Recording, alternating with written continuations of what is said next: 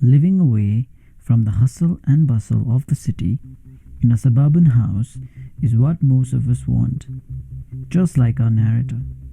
But apparently, it comes with a price.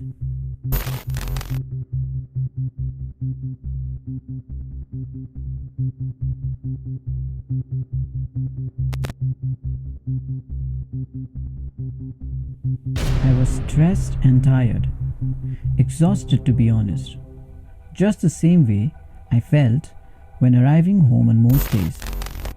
I was glad to finally be home though.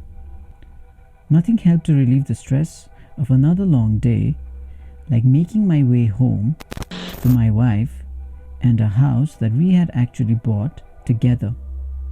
Nothing in the world could make me happier after a long day at the office. It was always that much harder when I couldn't get home until this time. It was just about dusk as the last few bits of pink light came down over the clouds.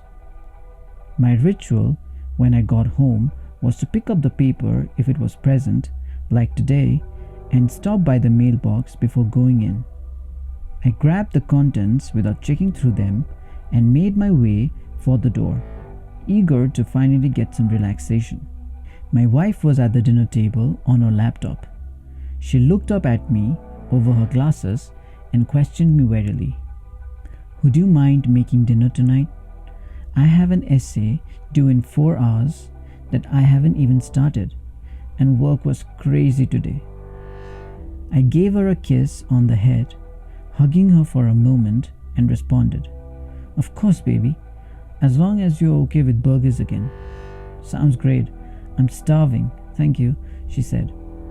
As I reached the kitchen, I started to look through the mail, mostly junk and a few paper bills.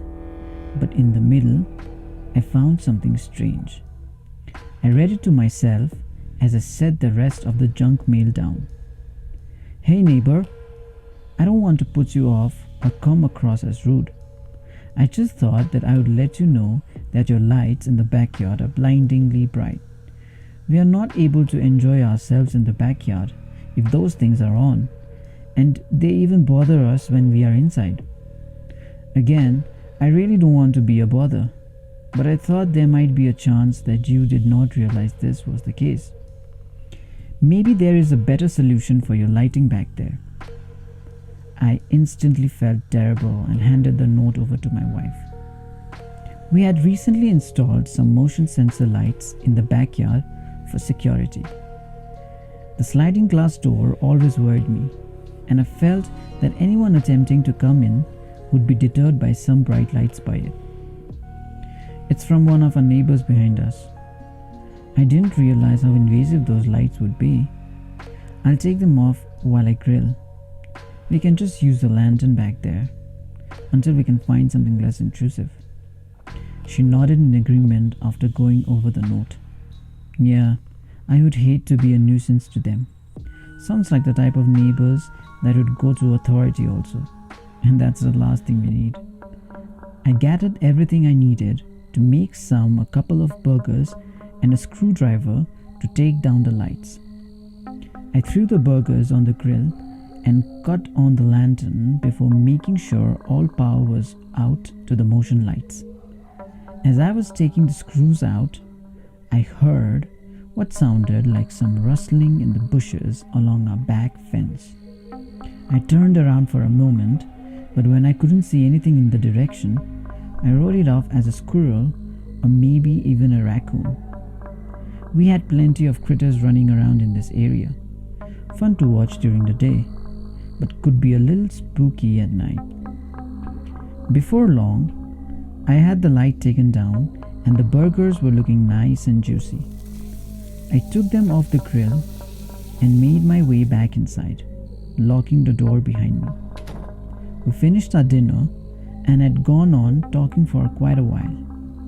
When time seemed to be slipping from us, I reminded her that she needed to get back onto her paper. I told her I would leave her to it and that I was so tired I was just going to go ahead and turn in. Once I had taken a shower and got into the bed, I was asleep after only one chapter of my book. I was having the strangest dreams until I was awoken by my wife grabbing my shoulder and speaking to me in a hushed and panicking tone. I think there is somebody in the backyard. I keep hearing the weirdest noises. I was a bit skeptical, as this was not the most abnormal occurrence when it came to my wife. Anything could really set her off if she hadn't been sleeping enough or was really stressed out in the middle of the night. I always humored her, though, and I made my way to the dining area by the sliding glass door with our trusty baseball bat that we had kept under the bed. I peeked through the blinds first and couldn't see anything moving. It was fairly dark, so I thought I would go a step further to help ease her mind. I opened the door and stepped halfway out and called out to whatever or whoever might be there. "Hey, anybody back there?" I paused for a moment and looked around. Still seeing nothing, I dug back inside and closed the door behind me. "See, all good." I told her this, but she looked strangely unassured after giving me shifty glances around my shoulder and into the backyard. She responded, "This time was different, babe. I was hearing footsteps out there, right before I came to get you. I could have sworn I heard a screeching sound coming from right here on the glass door." I looked at her with a face of compassion and held her tight for a moment.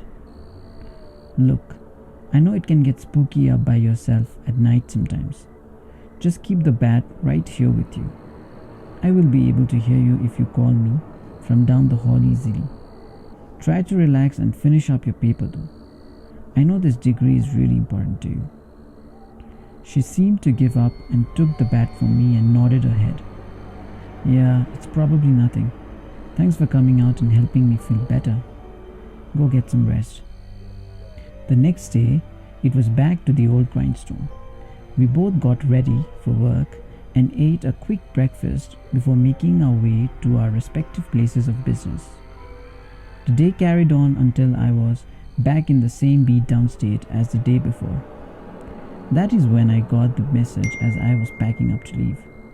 It read, "Baby, please get back home as soon as you can. I just saw this video from our camera last night and I'm freaking out. I'm going to call the police." There was a video attached to the message from our backyard camera. The night vision was turned on and there was a man dressed in all black and wearing a mask that looked like a sheep's face. He was walking on our back patio, but then ducked out of the way when the blinds were opened.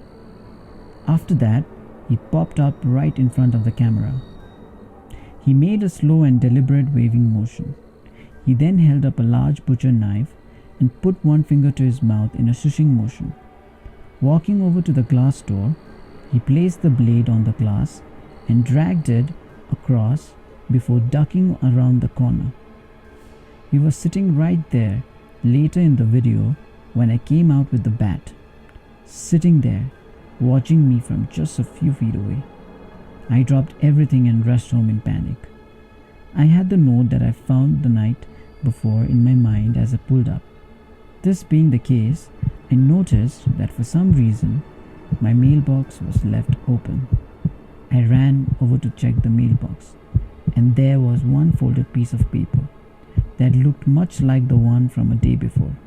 It appeared to be the same handwriting as before, only this time it was in large print and all capital letters, scribbled on with no intention of masking intent.